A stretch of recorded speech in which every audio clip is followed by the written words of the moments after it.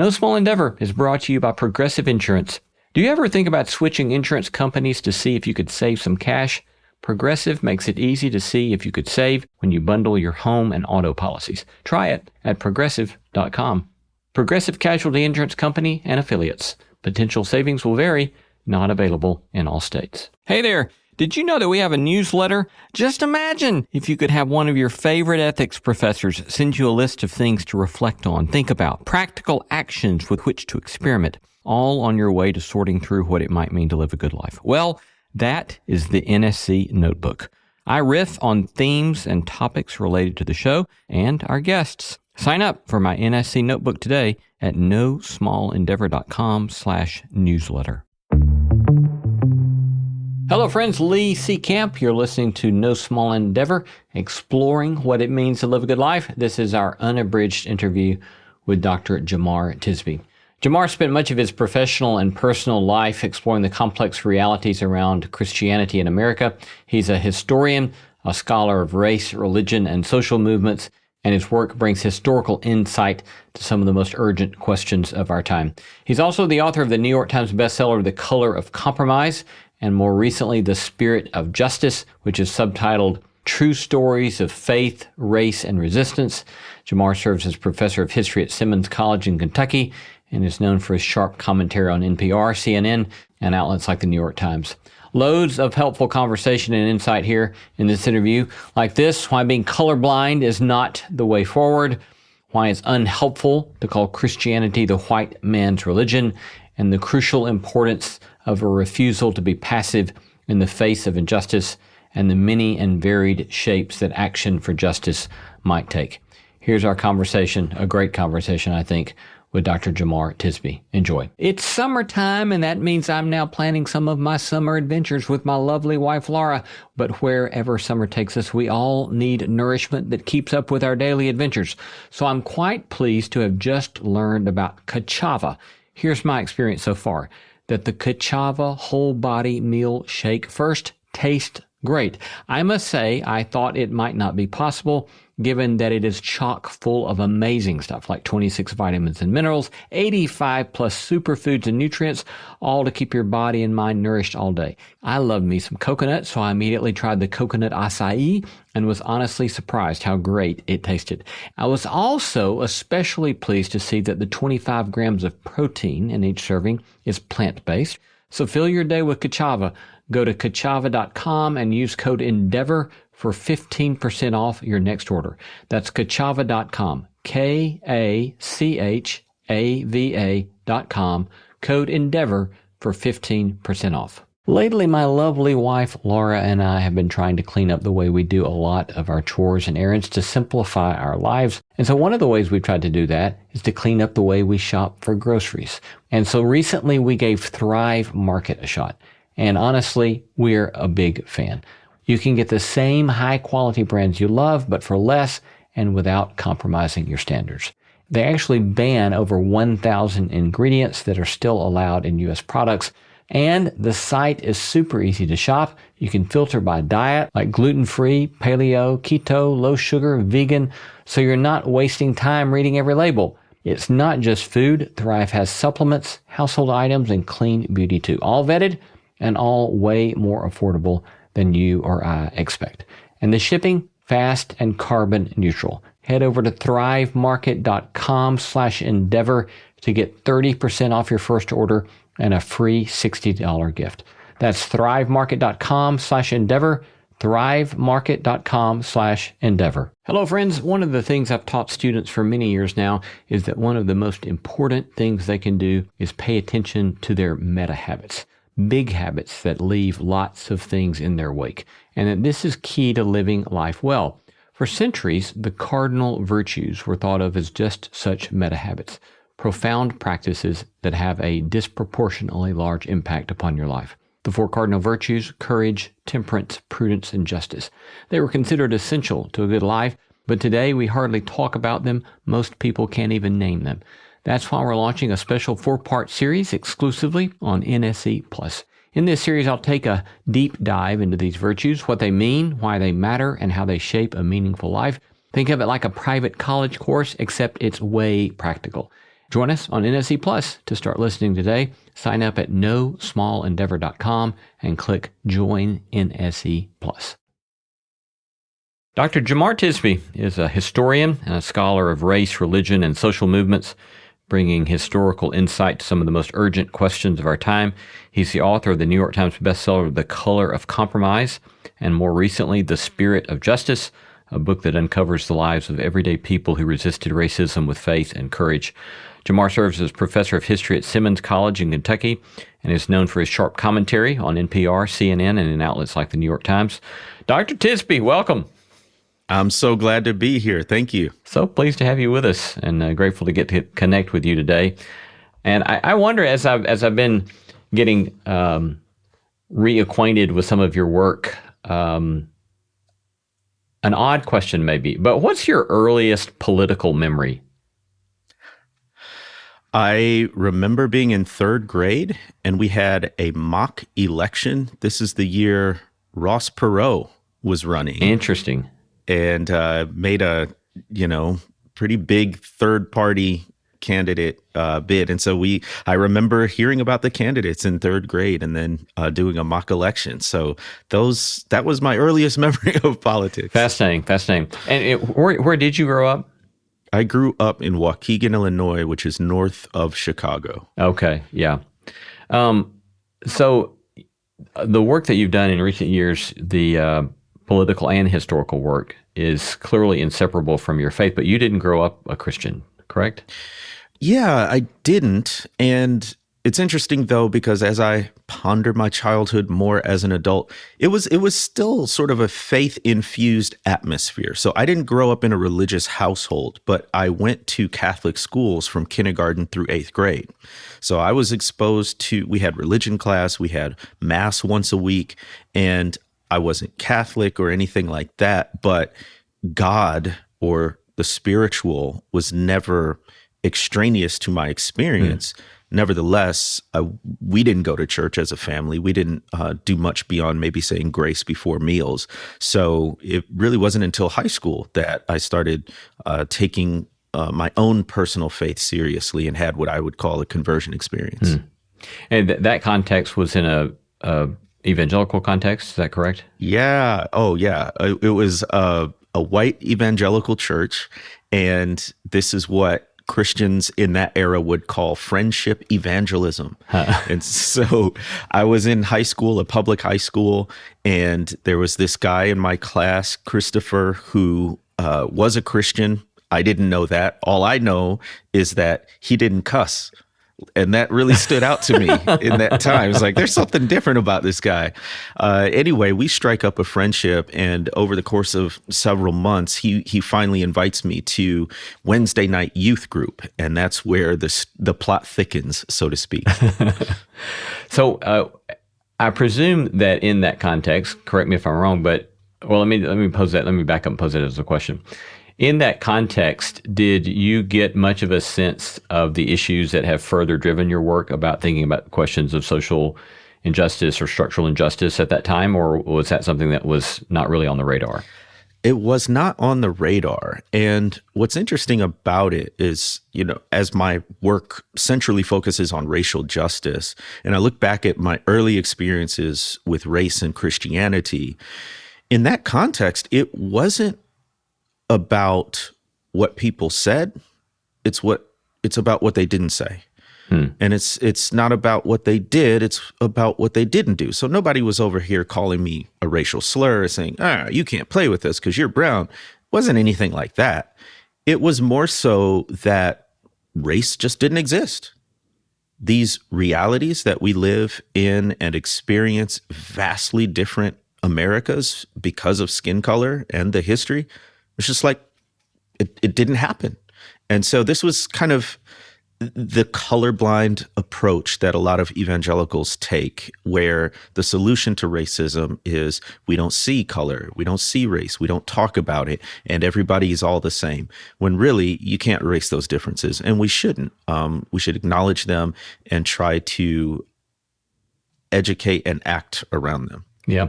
Let's unpack that a little bit, because I can imagine, at least, even though this has been a matter of conversation a great deal over the last number of years, I still find myself sometimes in context where white friends assume that a sort of colorblind approach is not being racist, right? That this is the way forward. And they can kind of quote Dr. King and say, well, he talked about in his "I Have a Dream" speech about a sort of colorblindness and why all of a sudden have the rules changed, they might say. So unpack that a little bit more for us. I recently saw a comment online that was kind of funny where it's a black person responding to a white person who had recently told them, "I don't see color." And he made a very obvious point that yet I still hadn't thought about in these terms. He was like, the only reason you're saying you don't see color to me, a black person, is because you see color. And so just the very, I was like, okay, yeah, actually that makes sense. I get the sentiment, right? Like I want to honor the impulse in people that says racism has been a problem. I don't want it to be a barrier between us interpersonally or whatever it might be. But the solution to that is not to act as if race doesn't exist. While it is a social construct, it's not based in a biological reality, has nothing more to do with biology than the amount of melanin in your skin. It does have real impacts in the world. So, and it shapes my experience and my perspective and who I am. I don't know that in most contexts, blindness is a benefit. Rather, we should be clear-eyed about it. And so what I would rather is people acknowledge that race and racism exist and try to understand where I'm coming from because of my racialized experience in the United States. Yeah. Yeah, it's tricky, isn't it? It's because it's like, as you already noted there, the history of race is that it is a social construct. There's not a biological or empirical reality to race as such. And so at one level, we could kind of wish it away, right? Wish this very damaging construct and all of the horrors that it's caused. But again, to act as if simply it's not there calls us back to a sort of blindness to a power that's all around us. That's right. That's right. That we're not going to be able to engage unless we open our eyes and see, yeah, it's still here. Even if we wish it were not here, it's still here. And colorblindness is convenient, isn't it? Because then if race is not a thing anymore, I don't have to deal with any of the present day implications of it. We don't really have to delve into the continual inequality that is race-based. So they've done studies where if they send in resumes to potential employers and the resume is the exact same, but they change the name from a white-sounding name to a more black-sounding name like Jamal or something like that. And the rates of callbacks dramatically drop just based on a name. We can look at incarceration rates. There's one statistic that says black men have a 1 in 3 chance of being involved in the criminal legal system. White men have a 1 in 17 chance. And that's 21st century stuff, which is not even to name all of the legacies of race-based segregation and race-based chattel slavery that continue to exert a pressure on the present. So when we say, well, I don't see color, that means, well, we can just start from a blank slate as if none of this happens, as if none of this context is true, and we can go on from there. So there's no need to repent, there's no need to repair, there's no need to acknowledge. So it honestly becomes a way of sort of dodging a very serious issue. So here you are in a church context. Were you typically very small minority as a young black man, or solo young black man, or what was that context like for you? Right. In high school, I was part of a small minority. And the irony is this white evangelical youth group was probably much more diverse than most. We lived in an area with a large Latino population, and immigrant population of all kinds.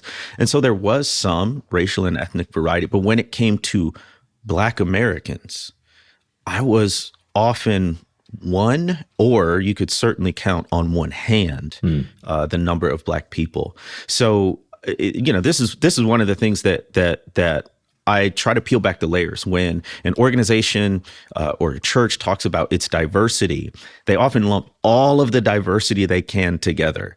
And so that would be disabled people, that would be LGBTQ population, that would be people of all races and ethnicities.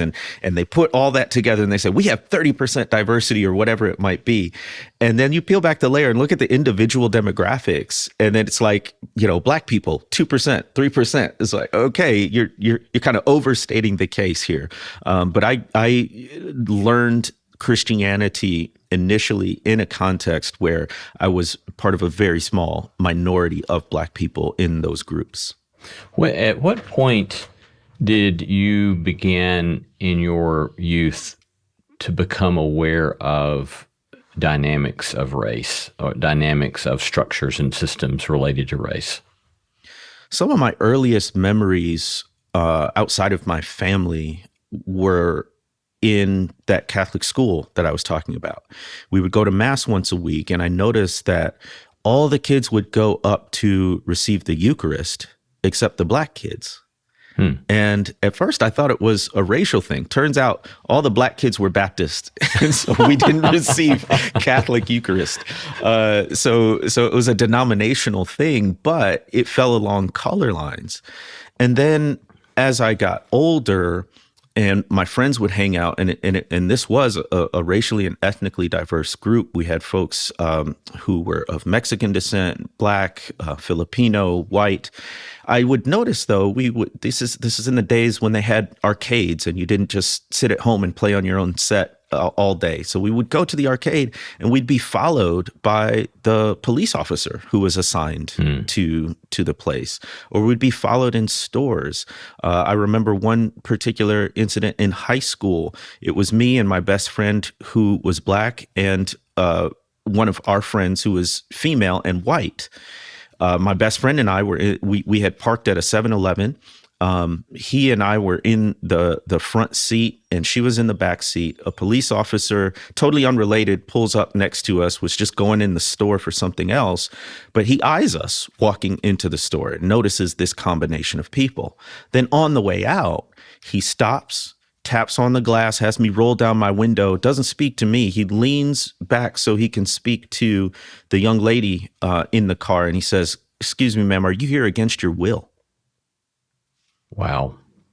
And we are high school friends. We go back years, and never in our minds would it have occurred to us that this would be an issue, because it's just friends hanging out.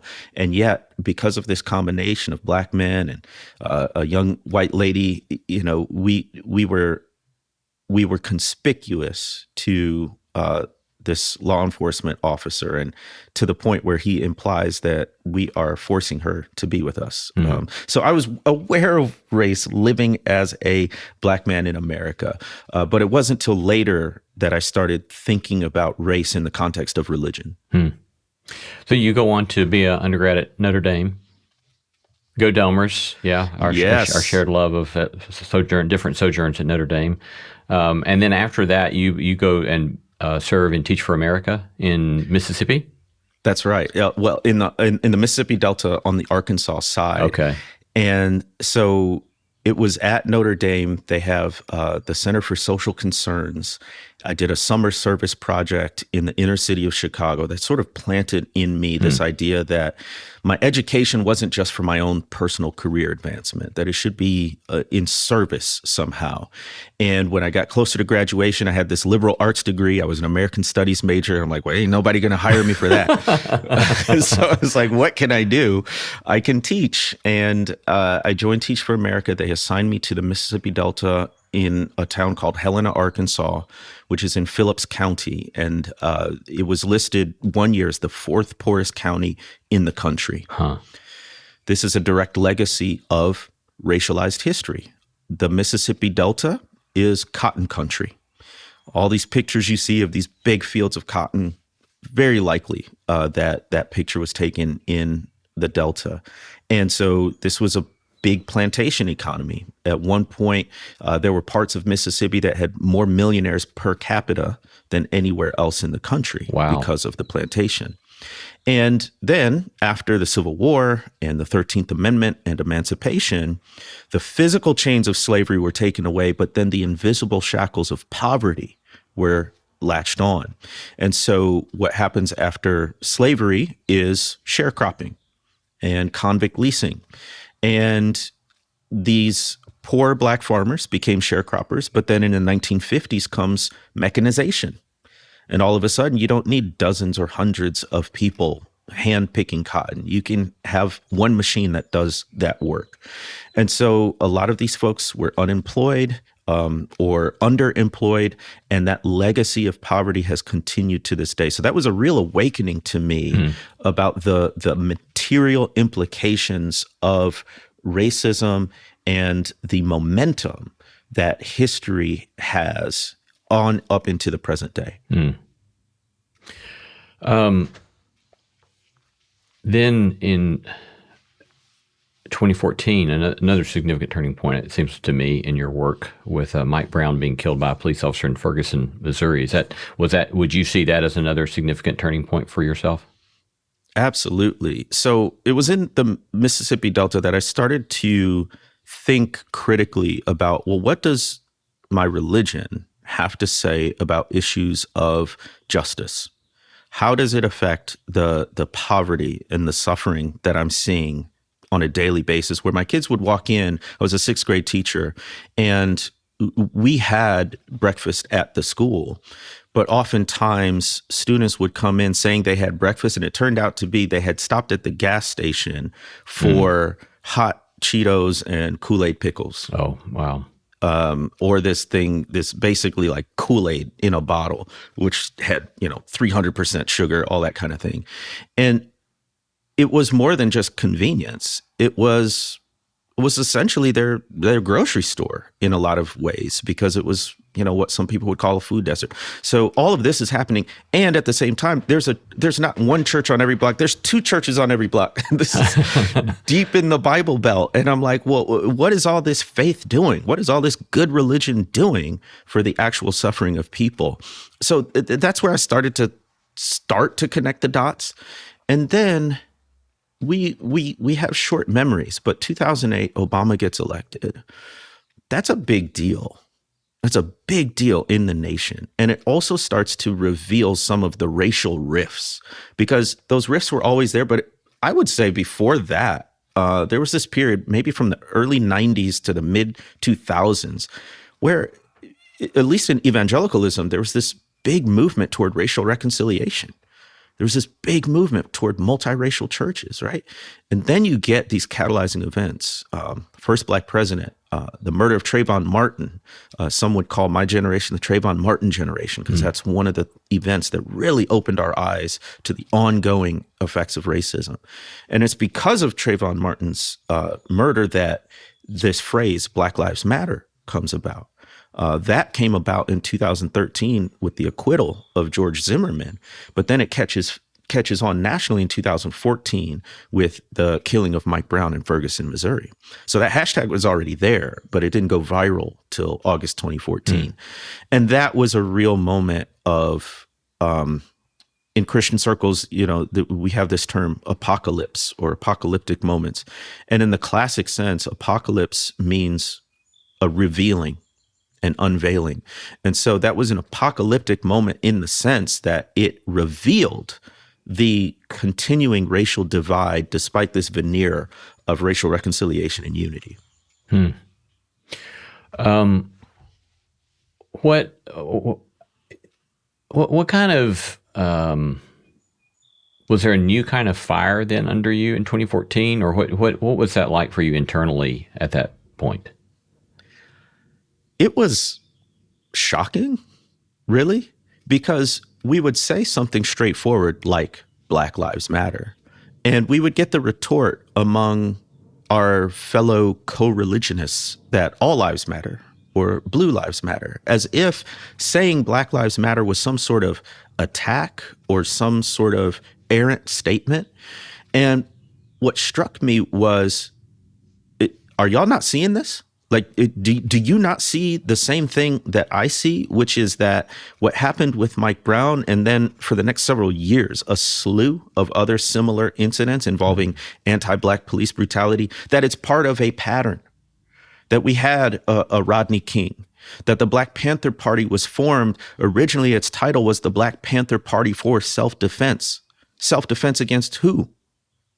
Police who were coming into Black neighborhoods and brutalizing the population there. And so the big divide between white evangelicals and Black people, particularly Black Christians, is our views of systemic and institutional racism, which is to say, white people in general and white evangelicals in particular have much less belief in, as if it's a matter of faith, it's a matter of facts, but much less belief in the idea of systemic racism, that this is part of an ongoing pattern and not isolated incidents. And Black people, because of our experience and because of our history, we see the dots all throughout history connecting, and that this is part of a pattern, not just an issue of a few bad apples. Would you say that there are additional / larger, particularly American impulses that makes that possible that you just described? I mean, so for example, I'm wondering simply the degree to which we tend in the States to be so forgetful and historically illiterate. And that to connect dots, like you're talking about, it requires some work, right? It requires some intellectual work to say, oh, there was that, and then there was that, and then there was that, and then there was that, and then there was that. That takes some work, and it seems to be the kind of work that a lot of times we don't seem to be particularly willing to do. So I'm thinking of that as one possible, inclination, character of the American self that inhibits our seeing systemic realities. But comments on that or other kind of tendencies that inhibit that in us? Ooh, as a historian, I'm fired up about our lack of historical knowledge here, and there are like certain mechanical factors, right? Like, so I was a teacher in the No Child Left Behind era, where standardized testing was the thing. It determined your funding, it determined your status, and you literally got a grade as a school. And so much of our teaching was limited by the fact that we had to make sure kids passed a standardized test, which meant I didn't have time to sort of dwell or tarry on a lot of the nuances of history. And there was a lot of history to teach. There's U.S. history, there's global history, there's all kinds of history, ancient history. And so there's just not a lot of time in the curriculum, even K through 12, to actually delve into the information we need to know. The other thing that mitigates against us really understanding the past in a way that's helpful in the present is this idea of American exceptionalism. This idea of the United States was founded as this glorious nation, and even though we have flaws, history has been a consistent march toward progress. And what that does is fails to acknowledge the fact that progress came as a result of struggle and resistance, and B, it downplays the atrocities that have been done in the name of a political empire, whether that is a genocide and the theft of land of indigenous people, whether that is wealth built literally on the blood, sweat, and tears of enslaved labor, whether that is working against common laborers and the ownership class, exploiting labor of all kinds of people. So all of those things, and this is what's happening right now with executive orders around the Smithsonian Institution, around quote unquote patriotic education, is they want to inculcate this idea of American exceptionalism, which either whitewashes or downplays the really moral quandaries that the history of this nation poses to us. Mm-hmm.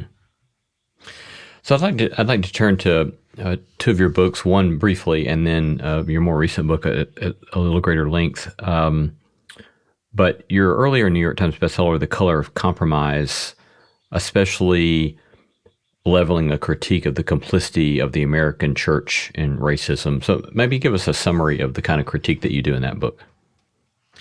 So the subtitle of The Color of Compromise is the truth about the American church's complicity in racism. And to demonstrate that, I start the book with the story of Charles Morgan Jr. He was a white lawyer in Birmingham, Alabama, and this is 1963. In 1963, in September, the 16th Street Baptist Church is bombed, and that's when the 4 little girls are killed at church. And it's in the immediate wake of that Charles Morgan Jr. gives a previously scheduled speech to this all-white group of businessmen in the city. And it's in that speech that he's just really affected by the bombing. And he asks this all-white audience, who did it? Who threw that bomb? And he says the answer should be, we all did it. Mm-hmm. Now, what is he talking about there? It was one person who actually placed the dynamite. Is he saying that this crowd of people was placing dynamite? No, he's saying that when we had the opportunity to speak up and to stand for justice and stand for racial equity, we didn't. And because we stood by, it allowed for heinous acts like this church bombing to happen.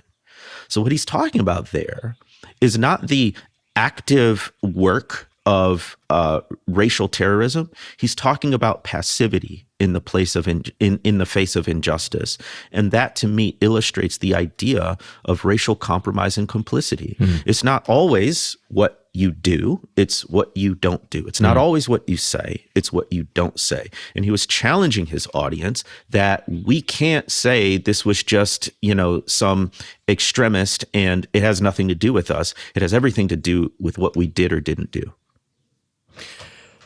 So if would it be fair to maybe summarize it? The Color of Compromise is in many ways a sort of critique, as you were just unpacking there, of the church in America. But your more recent book, The Spirit of Justice, kind of turns that around and looks at the ways in which the Christian tradition in America actually leveraged critique and made possible critique. Is that a fair assessment? You got it. You found the secret sauce here. You sort of have to begin with the problem. Actually, what I wanted to do, one, I wrote the Color of Compromise while I was in grad school for my PhD in history, which I don't recommend because it didn't even turn out to be my dissertation. So I ended up writing not one, but 2 books in grad school, plus the dissertation.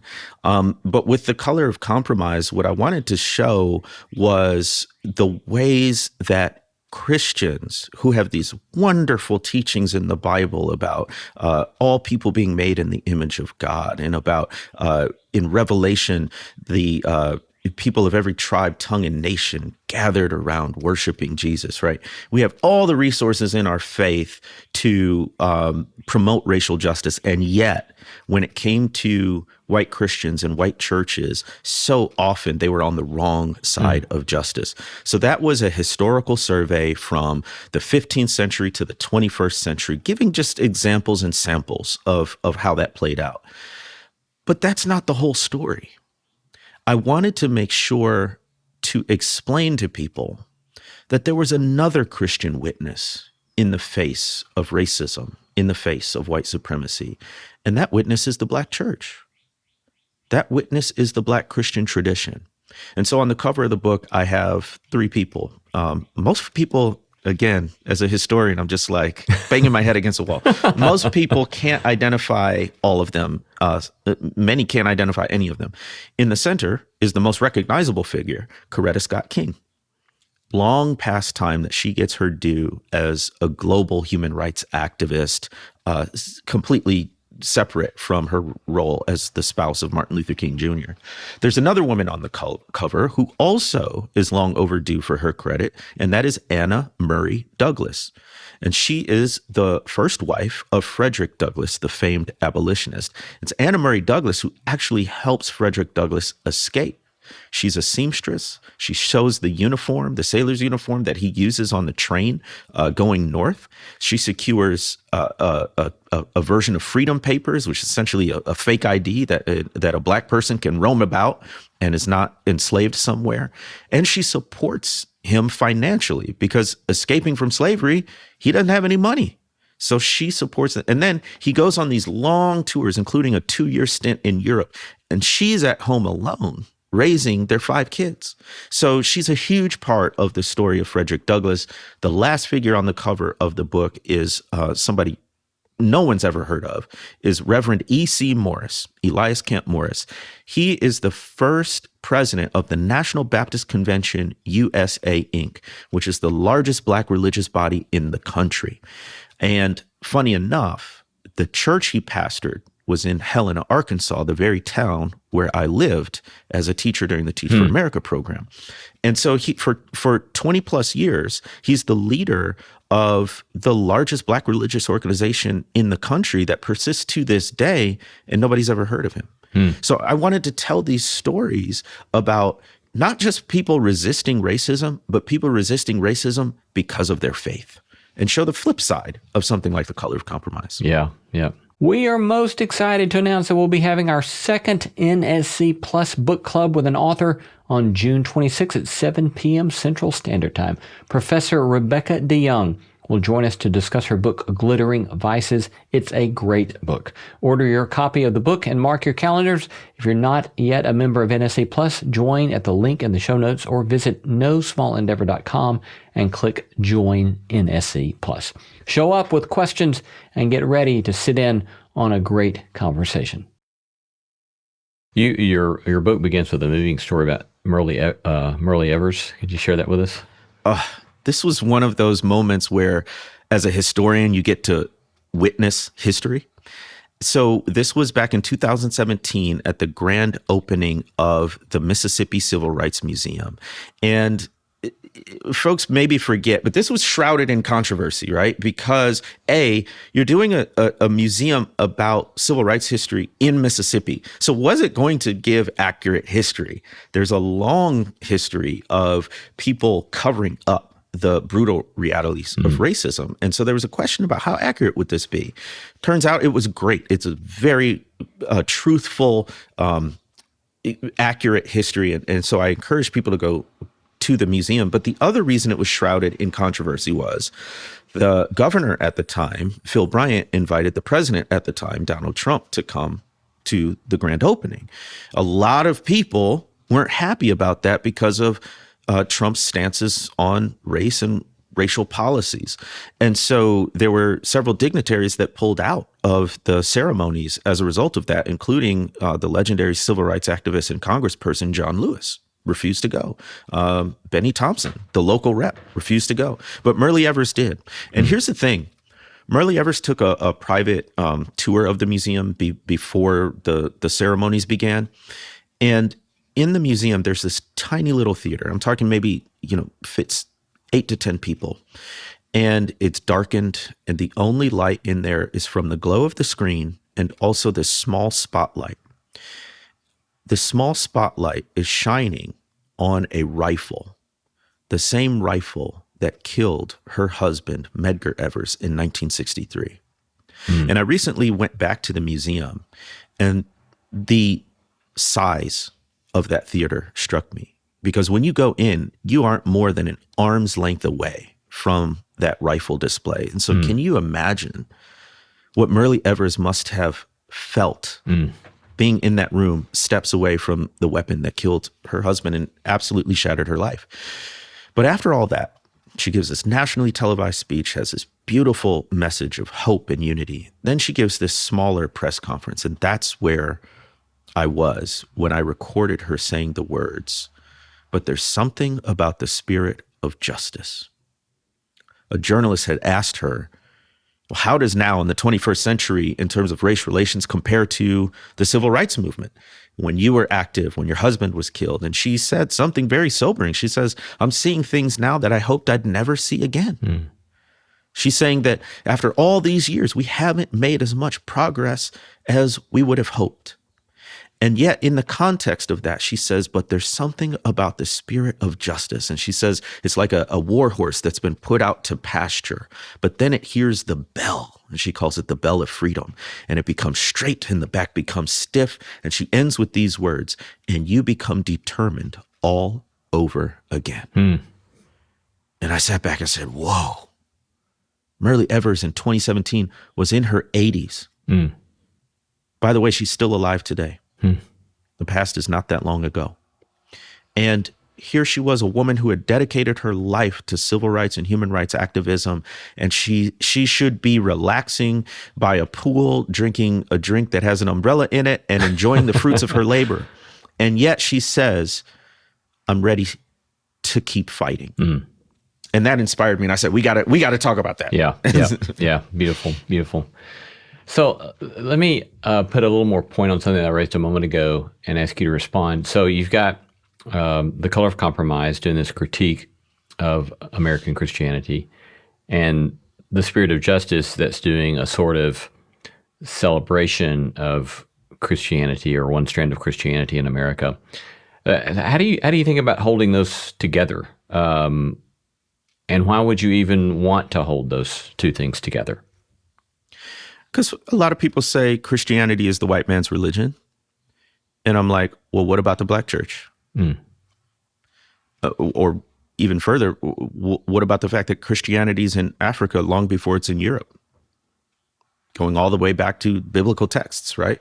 So I think it's a very one-sided view when people look at religion in general and Christianity in specific and say it's simply a tool of oppression. It's only a tool of empire and exploitation. Well, you have to look at the ways oppressed people have understood religion. And in the U.S. context, I wanted to look at the way Black Christians have understood the faith. And I think actually Frederick Douglass articulates this well. In his first autobiography, in the appendix, he writes about the difference between the Christianity of Christ and slaveholder Christianity, or what he calls the Christianity of this land. Throughout his autobiography, he's talking about the hypocrisy, and even would say that the cruelty ramped up for slaveholders who called themselves Christian. But it's so interesting that after his whole autobiography, where he's highlighting the contradiction between enslaving people, whipping them, sexual assault, all of these things, and calling yourself Christian, at the end of that, he's like, but I don't want you to get the wrong idea about what I think about religion. And so he pens this appendix where he says, look, when it comes to the Christianity of Christ, I love the pure, peaceable religion of Jesus, but I hate the women whipping, cradle plundering religion of the slaveholder. So that is illustrative because it makes the distinction between what Jesus is teaching and the center of the Christian faith versus what other people have done to corrupt and twist the faith. Yeah. One of the things that I found myself making notes in the margins repeatedly in The Spirit of Justice that really stood out to me is that, I don't know how many stories you have, maybe 50 or so. That's right, 50 plus. 50 plus. And so as I was kind of working through so many of those stories of courageous pursuits of justice, it really was impressive to me the great number and varied shape of vocational pursuits that was represented by all this cast of characters, right? So, and that was encouraging to me at the level of saying there's this sort of invitation in your storytelling to say, you don't have to kind of pull up with whatever you're doing in life and go become an activist. It's pay attention to where you are, your own community, your own job, show up, bear witness to justice. And yes, activists, but also there are lawyers, there's writers, there are academics, there's actors, there's artists, there's teachers. And I find that very helpful. So maybe unpack that a little bit for us about how to look for our own space of doing the work of justice in wherever we might find ourselves. In the opening chapter, I make a loose distinction between resistance, advocacy, and activism. And I do that so that we do understand the breadth and the scope of the ways we can push back against injustice. So resistance is anything we do to encourage the flourishing of life in the midst of a context of oppression that would make that difficult. And this can be unconscious. This can be as simple as having a family. This can be writing poetry. This can be pursuing beauty and truth in a world that makes those things harder to achieve. So it's just keep on living, even in a context that makes your life difficult because of your race or some other factor, right? All of us do that in various ways sometimes. But then there's another level of advocacy, and this is more intentional. This is taking up a cause and deliberately shining a light on it, supporting it maybe through donations, volunteerism. Today we would call this hashtag activism, right? Raising awareness. And that takes a level of commitment and intentionality, and there might be a cost for you speaking up, right? And then there's another level, which I'm calling activism. And this is what we traditionally think of. These are people who are marching in the streets, boycotting, maybe getting arrested. They're the full-time organizers and things of that nature. But I set that up just so you know what's coming. So when I talk about Elizabeth Keckley, who in today's terms would be sort of like a dressmaker to the stars. She made dresses for Mary Todd Lincoln and the elite class in Washington, D.C. She's a Black woman. And it's during the Civil War that she uses her successful business and her connections to create a fund for recently freed Black people to help them, right? That's one form of advocacy and activism. But there's also H. Ford Douglass, no relation to Frederick Douglass, who was so light-skinned he could pass as white. And he did, but not in order to escape oppression and be considered white. He did it so that he could muster into the Union Army during the Civil War before they were enlisting Black soldiers.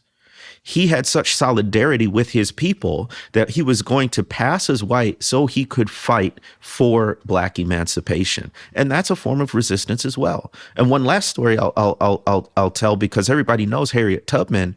We know her for the Underground Railroad. She went back and forth more than 10 times to free enslaved people. But she also helped the Union Army. She was a spy, she was an informant, and she helped lead the Combahee River Raid, which freed more people in one night than all of her trips on the Underground Railroad. And she has military honors to this day. Fascinating. I wonder what sort of emotional toll for you personally there is in doing the kind of work you do. As you're unearthing these stories in both of these books, and you're seeing the costs that people pay over and over again. What's that like for you internally yourself? How do you process that, and how do you maintain a kind of sense of your own sort of not getting overwhelmed and keeping on? Studying this history is intellectually and emotionally taxing. So to the extent that, as I mentioned, I wrote The Color of Compromise while I was in graduate school. I actually changed my dissertation topic because I didn't want to write another lengthy project about white Christian racism, which was my original project idea. So I changed it to focus more on Black Christian resistance to racism. So still in the same ballpark, but I chose to focus on the ways that people pushed back rather than the ways people compromised and were complicit. So that was one impact. On a relational level, I lost a lot of the community that I had learned the faith in. So after I became a teacher, I also was a principal of a middle school for several years. And then after that, I went to seminary in Jackson, Mississippi.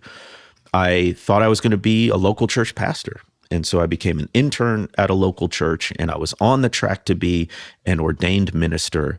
And Black Lives Matter comes. The thing that made me a target was I'm speaking publicly about these things. A lot of people are speaking about them in their own personal circles, but I'm writing articles, I'm doing podcasts. So that sort of raises my status and makes you kind of a target. And getting lots of pushback online, whispers that even my classmates in seminary think that this is, a distraction from the gospel is what they would say. And there was this one incident even at my church where I had said something about politics, about Trump, I believe. And I was slated to preach at the church, which I had done several times already. And they told me, we're not going to have you preach. And the reason was not that this is the way they put it, not that they necessarily disagreed with what I was saying, but that it might be a distraction to some members of the congregation. And that was a wake-up call for me, that a lot of times what is driving people's actions around justice is not the sentiment of how do we prevent harm, how do we make sure we do what's right, but it's fear. It's fear about what people will say. And that to me is so devastating, and it weighs so heavy on me, because you look at the figures in the spirit of justice and they risked everything to speak up and do what was right. And to me, we have to honor that legacy. And when we refuse to do so, it really betrays people, not only in the past, but in the present day. And so I so deeply want folks to simply have courage. There's a passage in the book of Joshua, first chapter. In the first 9 verses, God says to Joshua, be strong and courageous, be strong and very courageous, be strong and courageous. And there's a reason for that. The work of justice is daunting. You're going up against a status quo. You're going up against powers that be. You're going up against wealthy people. It requires courage.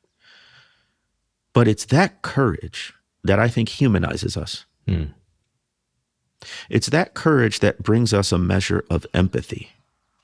You can't speak up for a cause of justice without caring about other people. And I think it gives us a sober-mindedness. I like that word, sober-minded, because it's a clear-eyed view of reality and a defiant hope in the midst of it. A refusal to say that what's bad now will always be bad and I can't do anything about it. It's the courage to say, because I believe hope is not so much a feeling, but action. And when we take steps that lead to human flourishing, we are in fact demonstrating hope. And that can only come about, I'm talking about all these virtues. I end the book Spirit of Justice with virtues. And one of those virtues is courage. Courage, I think, is an act of hope. Yeah. You mentioned those virtues. You do 4 there at the end. Could you give those to us very briefly? Yeah, now you're testing my memory. Faith, courage, imagination, and resilience. I like the imagination one, because we don't often think about imagination when we think about justice. Yeah. But the reality is you've got to envision a different reality than the one you're currently experiencing. We can think of MLK's invocation of the beloved community as an act of imagination, as Walter Brueggemann, a theologian, would put it, prophetic imagination, right? One of the critiques leveled against activists is, you're decrying what's wrong, but what do you want to see instead, right? What are you working toward? Can you articulate a clear vision of the change that you want to see and the outcomes that you want to see? I think that's a fair question. And it's a great one, because if we can use our imagination to describe a society with racial equity, with justice, guess what? That's enticing. That's inviting. That's appealing. That's what was happening when King said, I want, my children one day to be judged not by the color of their skin, but the content of their character, not in a colorblind way, but he's painting a picture of what it could be for future generations if we act now with integrity. And so I think imagination is a virtue that we need to, but guess what? injustice impoverishes imagination. Because when I'm in the Delta, in the fourth poorest county in the country, people aren't doing much imagining. Most of their time and attention is taken up with surviving. Yeah. I had one parent who's had multiple kids at the school, and they were coming in late or they weren't coming at all. And finally we do a home visit and we just ask her what's up. Turns out she had her car had broken down and a light bill was due. And she had only enough money to pay for one. So she paid for the light bill, which meant that she had to borrow rides from other people to get her kids to school. And that's what was leading to the attendance issues. She doesn't have much time for imagination or even for activism. And so this is the way injustice affects those virtues and makes life so much more difficult for people who are in a marginalized position. Is there any one or more of those stories that you told that have kind of become friends to you in a metaphorical sense? I tell people a lot, that I have certain friends of people that I've read through the years. They may or may not still be living. And I may or may not know the living ones face to face, but I think of them as my friends because their words will often percolate up in my mind and remind me of something that I need to be reminded of at the opportune times. Do you have certain friends like that in the research that you've done? One of my absolute historical heroes is Fannie Lou Hamer. Thankfully, more and more people are learning about her, but she's less well known than her life deserves. She was born in 1917 in Sunflower County, Mississippi, so the Delta. She was born as the 20th of 20 children. Wow. To a poor sharecropping family. And she grew up, she became a sharecropper herself. She only achieved a 6th grade formal education. She married a sharecropper. She would have lived and died in obscurity, as so many Black sharecroppers did, except for one fateful day in 1962.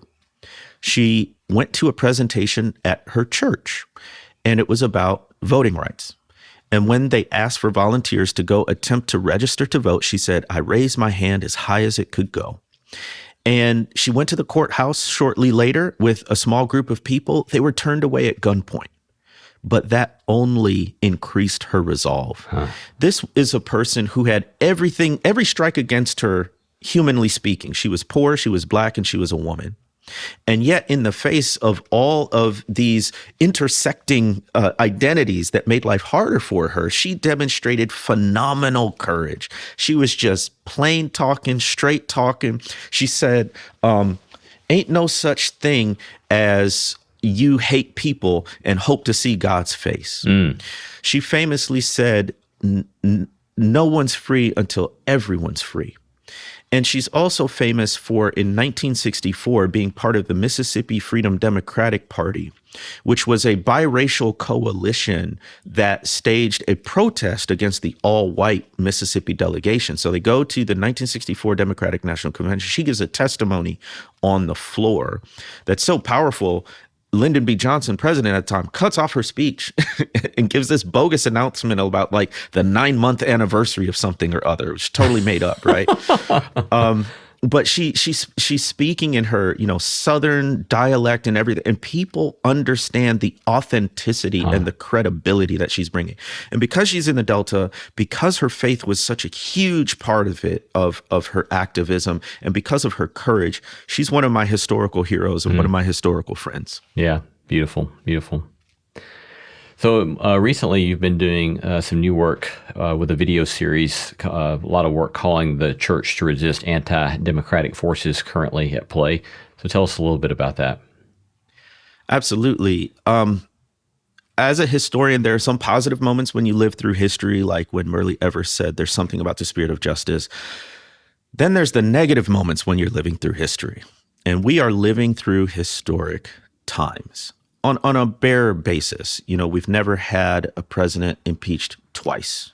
We've never had a president convicted of felonies. We've never had a president in quite these circumstances. And what it's bringing is what I would call fascism. And I know a lot of people will disagree on that, particularly on partisan lines. But at the very least, we can acknowledge these are historic times.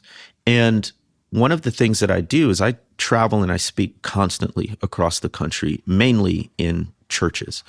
And I was dismayed and concerned that people perhaps didn't recognize the urgency of the moment. We are in a constitutional crisis where it's not clear if the checks and balances will hold, if the executive branch will heed the judicial branch, if the legislative branch can do its work effectively. And I wanted people, particularly Christians, to understand what MLK called the fierce urgency of now. And so I did this video series called Roadmap to Ruin: How the Church Can Resist the Dismantling of Democracy. Part 1 is about signs of ruin. Are we being alarmist? Are we Chicken Little saying the sky's falling when it's really not that bad? Well, I go through all of the reasons why I think we ought to be more alarmed, not less. Episode 2 is Architects of Ruin. The president gets all the attention, but he's not the only one. There is a cadre of folks in this administration that are quietly doing the work of dismantling the institutions that sort of hold our politics and government together. And so I talk about that. A lot of that's based on the book Money, Lies, and God by Catherine Stewart, who's an investigative journalist. That book just came out. I think it's required reading for this era, along with my book, The Spirit of Justice, of course. And then the third episode is about Roadmap to White Christian Nationalism. There was a viral video that went around not long before we were recording this that showed a worship service happening in the White House. And it was led by Sean Foyt, and Paula White was in there, president's advisor on faith. And it was just this jarring scene where all of these atrocities are happening, kidnapping people off the streets, shipping them to an El Salvadoran prison, all of these things. And they're like, yes, God is back in the White House. And so that episode's about what is white Christian nationalism? How does it show up as a political force with a veneer of religion? And then the last episode is Roadmap to Resistance. The most frequent question I get these days is, what can we do? Mm-hmm. As we see democracy crumbling before our very eyes. And so that episode is dedicated to some practical steps that we can take. Mm-hmm. And it's meant for everyone. It's free on YouTube, but it's in particular for churches, because I don't want us one day, 30, 40 years from now, to look back and say the church was complicit. Mm-hmm. The church was passive. I want us to be able to say we stood up for justice when democracy was on the line. Yeah, and it seems that the tension that I was pointing to earlier between your book, The Color of Compromise, and your more recent book, where you're highlighting the ways in which the church is complicit and the ways in which there's a strand within the Christian tradition that's resisting. You get the same thing here, right? And in your video series, you talk about dominionism, for example, which I think so many people are still unaware of. Mm-hmm. And then you're pointing to the need to resist, the kind of tradition of resistance to that's going on. But take a moment for those who are still unfamiliar with kind of dominionism, and describe for folks what that is and the way it presumably relates to Christian theology. There are some strands in Christian theology that say that Christians should be in charge of everything, and the world would be a better place. So there's something called the 7 Mountains Mandate, which has these 7 mountains that would include entertainment, education, politics and government, and so on and so forth. And it says that Christians should be at the top of those mountains, and essentially their good Christian ways will trickle down to the rest of society from those mountains. And the way it works out politically is essentially theocracy. What is the narrative is that the U.S. was founded as a Christian nation. I don't know what they think of the separation of church and state, but anyway, they think that Christianity was essentially the state religion, and that the nation has flourished, particularly materially and militarily, because it followed Christian principles. And then the narrative goes on to say that the reason why the U.S. is supposedly on the decline is because we've strayed away from those Christian principles, and we need to bring it back to practicing this narrow, rigid, fundamentalist form of Christianity. So we need to install leaders that will promote that. And in the most sort of mind-boggling of ways, Donald Trump is their person for bringing Christianity to the national stage and into the White House. This person who, in so many ways, goes against what white evangelicals themselves taught about morality and about godly living, and yet this is the person who they say represents their values. So what I try to say, with dominionism, is to take dominion. It's to be in charge and in control, and then where does that leave everyone else? One quick example: there's this anti-Christian bias task force now, which is so interesting. Anti-Christian bias assumes there's some sort of specific targeted persecution of Christians, which defies all factual reality, because Christians are still the majority religion in the United States. There would even be some privileges socially to being considered Christian as opposed to Hindu or atheist or Muslim. And the anti-Christian bias task force isn't meant to protect Christians like me, the ones that are pushing for a liberatory vision of Christianity, a social justice, racial justice vision. It is to protect the most fundamentalist right-wing forms of Christianity. And that's just a concrete example of the ways that white Christian nationalism, strains of dominionism, are working themselves out in politics today. You speak there of the ARC of racial justice, awareness, relationships, commitment. So unpack that for us kind of as a way as we start to close. Yeah, again, everyone, and I understand it. I'm asking the same question too. What do we do? And so the arc of racial justice is what I talk about in my second book, How to Fight Racism. What I found was a couple of problems. One, scholars and talking heads like me, we diagnose the problem. We do a really good job of that. We are fairly light on proposing solutions or next steps, right? So the info wasn't as prevalent as it needed to be. And then second issue was, even to the extent that we addressed it, it was scattershot. It's a bullet point list here. It's, public this, it's individual that, it's money, it's incarceration, it's all these things. And our brains are efficiency machines. So if we can't easily categorize things, we're just going to forget them, much less act on them. So my contribution to the discussion is the arc of racial justice, which, as you said, is an acronym for awareness, relationships, commitment. Rather than just giving you 50 different, hey, try this, I want to give you these categories, this framework to think about your activism in a holistic way. So awareness is all the things we do to build our knowledge and information about race, about justice. And it's listening to this podcast, it's watching a documentary, it's going to a museum. We've got to be informed, but we can't stop there. We can't just have big heads. Justice is also relational. In a Christian frame, I often say that when God wanted to reconcile humanity to God and each other, God didn't send a tweet or a TikTok video. God sent a person, Jesus Christ, to build relationship. And relationships are at the heart of justice, because ultimately it's about people. And it's about loving people well, loving your neighbor well, right? But we can't stop there. We can't just have soft hearts for it. We also have to do the commitment part, which I mean more than staying the course. By commitment, I mean we have to commit ourselves to systemic, institutional, policy change, the levers that affect more than one person at a time. It goes to the ways we've set up society in ways that advantage certain people and disadvantage others. And within those, awareness, relationship, commitment, we can list different actions. So it's a framework to help our brains hold on to the multifaceted work of doing justice in the world.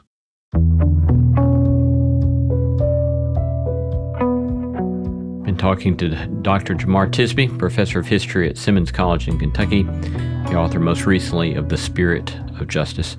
Jemar, thanks so much, both for your generosity with your time today, but much more for your work in the world. We're grateful for you and grateful for the time with you today. Lee. I appreciate your thoughtful and generative questions. Thanks for having me.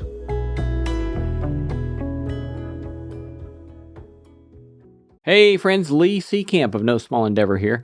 Hey, would you like to expand the community of people talking about the things you like to talk about? Here's an easy way to do that. And I would be most grateful if you were to do so. Go over to your favorite podcast listening app, click on reviews, and leave No Small Endeavor a glowing 5-star review. Tell folks perhaps about some episode you liked in particular, and tell folks what you like generally about No Small Endeavor, the topics, the dashingly handsome, articulate host, or whatever it is that floats your boat. That will help more people find us, which will expand the community of people talking about the things you like to talk about, especially when you make it one of those 5-star reviews. Thanks.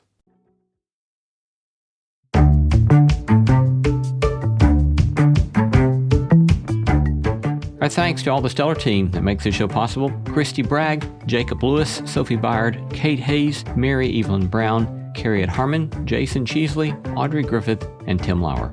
Thanks for listening, and let's keep exploring what it means to live a good life together. No Small Endeavor is a production of PRX, Tokens Media LLC, and Great Feeling Studio.